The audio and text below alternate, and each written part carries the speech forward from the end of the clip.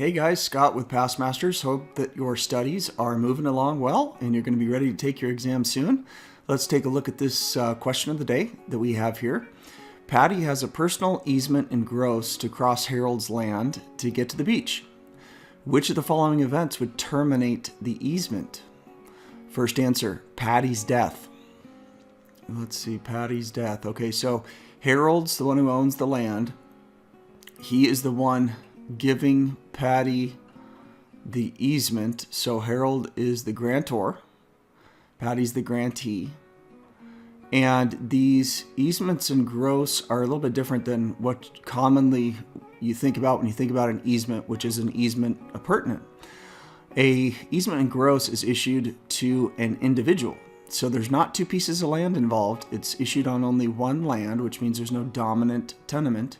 There's only a servient tenement or estate, which is the land in which it's issued on, which is Harold's land. Okay, so if Patty died, that would terminate the easement, right? Yeah, so I think that's the correct answer here. But remember, you never want to pick the first answer you see because there might be a better one down the road. So let's take a look. Harold's death.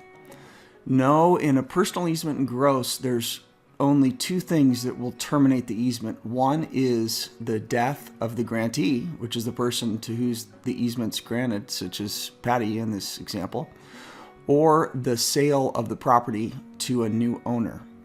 So Harold's death's not going to impact that. Moving forward, revocation by Harold. These I haven't mentioned yet, but they are irrevocable. So that can't be done. So that's not our answer. Let's take a look at the last one. None of the answers given. No, so we think that Patty's death is going to be the correct answer here. I mean, we really know it is, but let's verify. Yep, and that's correct. All right, another answer closer to getting our pass. Let's take a look at the explanation here. An easement is a non-possessory right granted to use or cross another's land for a specific reason. So we already know that. As opposed to an easement appurtenant, which is issued when you have two or more pieces of land that are directly next to each other, a personal easement in gross belongs to a person rather than the property. Therefore, if the owner of the personal easement in gross dies, Patty in this example, the easement would be terminated. Now, this is a little bit confusing because when you're studying in your course, there's two different types of easement in gross. There's a personal easement in gross and there's a commercial easement in gross that's issued to corporations so that they could do things such as service power lines. So those commercial easements in gross are probably what you commonly think about, but you might have a question on your exam about a personal easement in gross, such as this one.